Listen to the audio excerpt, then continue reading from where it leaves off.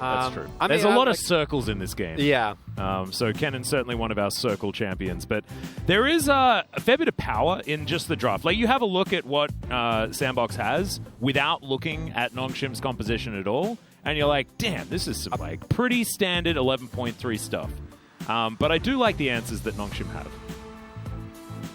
It's 5 circles, right? Like now I'm just kind of like, I guess Nautilus would be a circle. So like you were doing great last, but I was getting distracted by like the amount of circles that you have. Because not in this particular comp. It's mainly just Slicing Maelstrom and then the Magnet Storm. Okay, right? but then the other side you have the Renekton as like the yes. Dominus. And you have Lilia. Weak, technically. Yeah, you have Lilia, which I think is self-explanatory. Yep, so that's 3, and then Samira's 4. You have Nautilus with Depth and Charge. 5 because Blade Whirl's another circle. Yeah. I don't know, man. Have you activated her passives? Oh dear. Croco going to spin around here, looking to put Peanut to sleep as Bay throws out a very interesting Emperor's Divide, which is going to stop Live Sandbox from getting over. So functionally, does work. Not sure whether it was exactly what he was aiming for. You know, it's Peanut or Croco that's going to prepare this meal as Effort has rotated over. Oh. Okay, Effort actually just uses his flash, gets over the wall, and they just pile in on top of Peanut. And that is going to be first blood going over to the Crocodile. They do now have to try and get out of this situation. They're getting enclosed by 4 members as they pull in the cannon. Maybe they didn't want to, though, as he immediately stuns everyone up. That Emperor's Divide was way better. And look, it goes from good to awful so quickly here for Liv Sandbox. He's the saddest crocodile in the universe. Where am I supposed to go? I don't have a slice. He dies. Oh, no, that was a disaster. And they actually... Oh, yeah, I know, but they're not mysterious to them, you see? Like, they think that they're mysterious. Often people that think they're mysterious are definitely not mysterious. What is a mystery to me is why there was a teleport there to contest an objective that wasn't there anymore. We could go to another Cloud Soul, first and foremost. Secondly, what we're seeing here is Nongshim is able to, like... Again, this is only 400 gold as they go on. Yeah, Effort once again. A little bit out of position. The flash on in. Magnet Storm's pretty good. And Peanut's got the damage.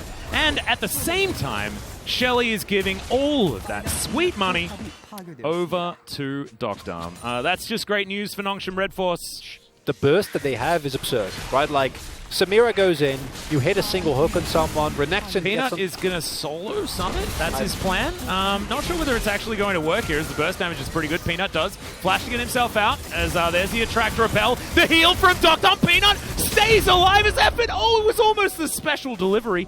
But Effort not going to die just yet, like in volleyball. Set it up. Where they just throw it all around. So I think volleyball does make a lot of sense. Oh, man. Yeah, this is... Oh, no! Where's our Cloud Soul value? The Galaxy Brain move gets hard counter. What did we do? Now the cannon's just going to have way more damage. I called so it, Atlas. bad. I called it.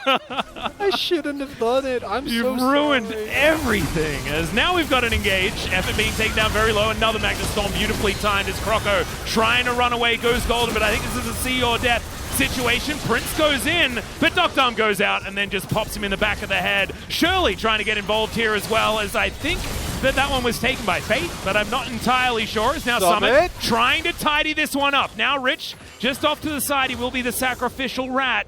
And now Summit trying to close in on the rest. So an even trade in the end. And as you can see, oh no, it was actually secured. So Shirley belongs to Nongshim. So they take a slight advantage. Lucian flank is an odd one as Kellen going for the face check. If the bowling ball does go wide, Kellen's going to go golden, buys a bit of time for himself as the explosive charge does go off. Goodbye Lilia as well. There's a double kill immediately. Rich stuns up Fate, stopping him from getting in there, and then the stopwatch comes through. Buys a lot of time. Actually, Prince getting taken down very low, and Peanut has now found him. Summit just gets ripped through. It's a triple kill, I believe. It's a full house. Docdarm's full of peanuts. And Nongshim, they can take whatever they want. Yeah, they can possibly get both here, and Liv Sandbox, they look for the Hail Mary engage, but it's not a skirmish, it's just a straight up 5v5 that you're opting into. The start of the fight looks like it might go alright, but they don't get onto any of the actually important carries, and now Soul Point picked up for Nongshim Red Force. Of all people, the jungler is not available here at this Baron buff, but it does not matter. In a decently effective range, and you just can't do that when you're this far behind. Well, now Doctom actually has no fear as in goes the Magnet Storm. A track repel is going to stun up the Samira Prince. I think he was there for a second, but he wasn't relevant. Double kill comes down for Bay. And now Summit, he's going to have to try and be a hero. Rich, it's a bit of a party ult, but it absolutely doesn't matter. Fate is going to be obliterated. Doctom resets all over everyone. And this inhibitor is going to be an afterthought. It's the Nexus that Nongshim are looking for. And Croco just has to look on in horror. And there is nothing that Liv Sandbox can do. Nongshim Red Force, I didn't have faith in them, and if you did have faith in them, it was definitely rewarded here tonight. They are clearly the better teams between these two, clearly the stronger team between these two. I agree. And a lot of damage coming out from Rich. As you can see, he was slapping around a Crocodile towards the top side quite a lot, but also Doctom doing some work. Fate there, you know, he tried, but didn't really have the priority in lane that we expect from a lot of Lucian play. And we do get gifted with some pretty amazing Lucian players here in the LCK, but I think holding our LCK mid laners to a high standard is only doing them favors, right? So 25.5 minutes, pretty close to a shellacking here once again for Nongshim Red Force, who this is their first, I think, really clean Decisive 2-0 that I've seen. And I've noted that, you know, Nongshim, they're definitely better than what we've been giving them credit for, and I want to see them play to this. Thank you very much, guys. And with this win, we are closing out the week number 6 here in the LCK. Let's take a look at how Nongshim was able to come up with even stronger comp in Game 2. We pointed out that they shouldn't let the carries play the supportive role on the side of the sandbox. So Fate was able to play Lucian mid, and also they also got Renekton for Summit, but still Nongshim was able to stand strong in this game. They did manage to take the stronger topside comp, but we still want to kind of point out about this bottom duo kind of matchup.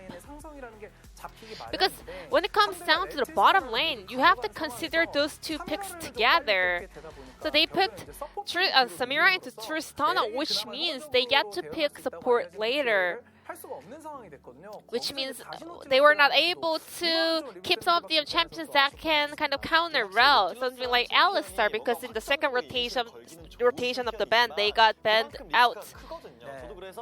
I also agree that Alistar could have been a lot better pick for Leave Sandbox for the R3 pick, because Tristana is not a good pick as a blind pick, and there were a lot of options left for AD carry or the marksman, but not many supports can do a fantastic work into Rel, so you have to prioritize your pick and ban. You have to take away more critical pick in the faster turn of your pick and ban.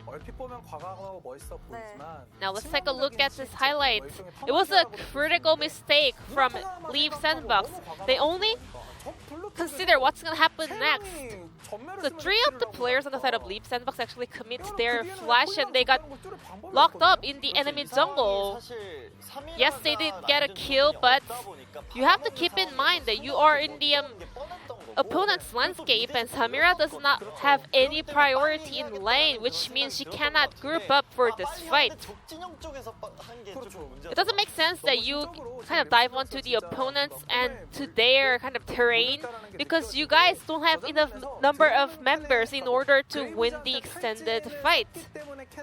Well, they did use exhaust onto Graves, so they were able to lock down a kill. But outside of everything like that, that was not the fight that Leave Sandbox should take at that point in the game. Graves was able to force 3 players to use their flash. That was actually a good trade. He could just take it every day. The setup was not on point. We don't really want to put that as a setup, because they were just like getting over eager for that one kill, and they traded back with a lot of more kills.